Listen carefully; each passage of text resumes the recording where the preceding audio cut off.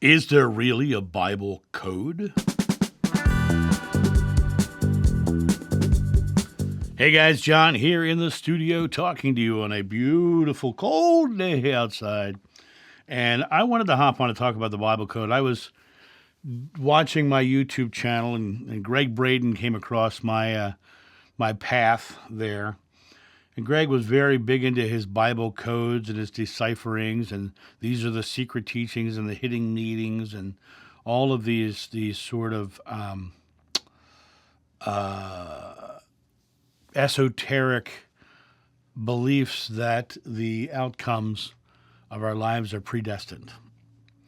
And the concept of the Bible code is fascinating for several reasons.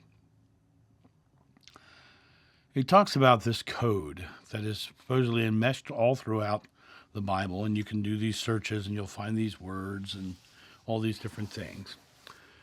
What they have a hard time kind of leaning into is the fact that the Bible started out as people telling stories in an oral tradition.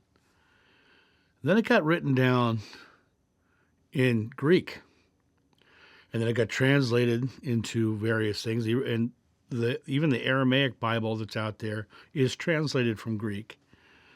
So there is not one Bible that says the same as any other Bible. Even the ancient texts, which are supposedly the same books, are different. They have different interpretations, they have different edits. There is not one set Bible that is able to have a code. And the concept of the Bible code, people find words, and it literally is a matter of people believing they're finding words, and so they search for words, and they say, oh, this word is in the Bible. Now they say, and it intersects with this word, so it must mean this. It's like Nostradamus' prophecies. If he would have said something like, a golden eagle crosses the country and delivers the fine ale to the lord of the manor, they'd be saying, wow, this is strange. I'd be thinking it's Smokey and the Bandit, right? People will be making their own interpretation, right, of what it is. That was Smokey and the Bandit, right? Right? People will find meaning in anything and everything. That's why you go online right now, people are talking about the Bible. There are so many people who say all the different things in the Bible mean different things. It's one of the reasons I like Dan McClellan's work so much, is because he breaks it down to the history of the words and why they use the words and so on and so forth. Every so often he'll announce his bias towards one specific belief that it might mean, but not all scholars believe the same. There's no way that it's even possible for there to have been a code within all of these texts, because there's not one that's the same. It hasn't been handed down from ancient times to now complete. So to find a code within the Bible would mean that you would have to go back to the original sources, and none of the sources are the same. What the Bible code is, and the Moses code is, and the wisdom code is, and all these things that Greg Braden talks about is marketing. He's writing books, and he's creating topics to speak about to sell books. And I think in a lot of ways his work is very disempowering. And the reason I think that his work is disempowering is because everything is based upon this preset experience that is in these codes. It's all about prophecy and all of that sort of work. And he does Gnostic interpretation, as I do, right?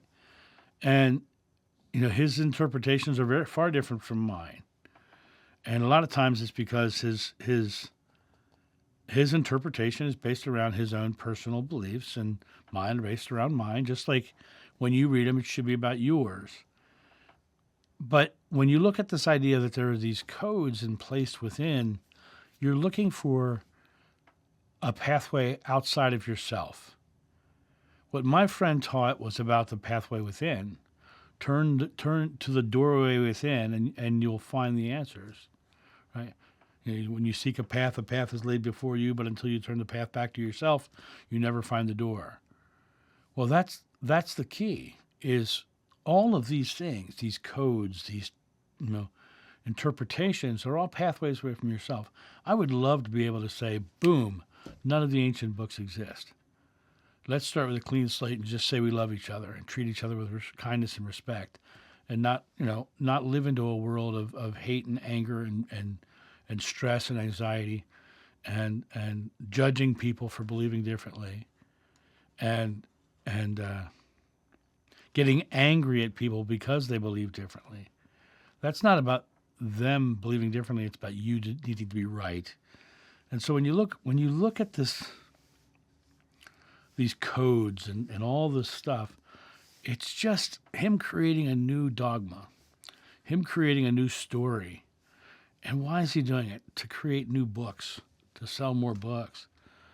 The power, all the power is within you, all the answers within you. The kingdom of heaven is within you. It's what the man said, right? At least that's what it's attributed to him saying. But I believe that's what he believed. I believe that everything comes from you. Your outer experience comes from your belief. So it comes to, if that's the case, if I'm going to put faith in codes and things of that nature, I'm not stepping into my divinity. I'm stepping into someone else's dogma, someone else's story, and I'm living their experience and not my own. And so all of these codes, all of these things people are selling as secret teachings, codes, it's all marketing books. It's all marketing products. It's all marketing. And when you come to the space of realizing that it's all just trying to take you away from yourself, there are no secret teachings, And when it comes down to that idea of those secret teachings, Jeshua didn't teach in secret. And yet, some of the texts will say he took James and Peter aside and gave them secret teachings. That is not the man that I know. That is not the man that would have done that. He would have shared anything he could about everybody's divinity. He would not have separated people in that way. And there would never be a code, because the code itself would mean that you have no free will. It just is going to happen the way it's going to happen. So this is my thought on all of this secret teachings and codes. And I really think that it comes down to you. What do you believe? What are you creating within yourself? Do you believe you have the ability? Do you believe that you and God are one, as Jeshua taught? Do you believe that you have the ability to move mountains? Nothing's impossible for you, according to him. Buddha said, what you think you become, you create your world. You are the culmination of your thought. You have this ability. But when you start to look at codes and secret teachings and all these different pathways away from yourself, you're just limiting your own belief. Everything is within. Everything will be exposed to you when you strip away everything else. When you come back to exhaling and simply being. Get into the feeling. Get into the love. Be the love. There's not a code to tell you about your love. The love is right there at the bottom of your breath. And there's nowhere that you can express it except for the present moment. There's no code about something in the future that's going to happen that will be accurate, because it's just not going to be accurate unless we all put faith in it. So in my mind, you take this moment, you live this moment, stripped away. You must be born again. Release all that belief. You must become as a child to enter the kingdom of heaven. The child has no belief.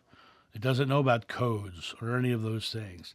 You must become as a child to enter the kingdom of heaven. It doesn't know about secret teaching. It doesn't know about even the Bible or the Bhagavad Gita or the Quran or the writings of Baha'i or any of that stuff.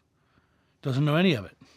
A child does not know it. You must become as a child to enter the kingdom of heaven. It doesn't say you need codes or secret teachings. It means you must become as a child. You must clear that slate. You must be born again. You must come back to that space before codes, before secret teachings, before anything else. The more you strip away, the more you find. And that has been my personal experience. And so, as I say often on this channel, my videos are just me speaking my truth. If it doesn't ring true to you, don't follow me. Don't follow it. Definitely don't follow me. Don't follow anybody. Follow yourself. Empower yourself. Step into that role. You have all the power within you to do everything. And there is no preset destiny or fate that's written in some secret code or secret teaching somewhere that's going to help you any more than just coming back to yourself, finding the doorway, and loving one another and being the love within you that you find at the bottom of every breath. You guys have a great day, and I'll talk to you soon. See ya. Bye.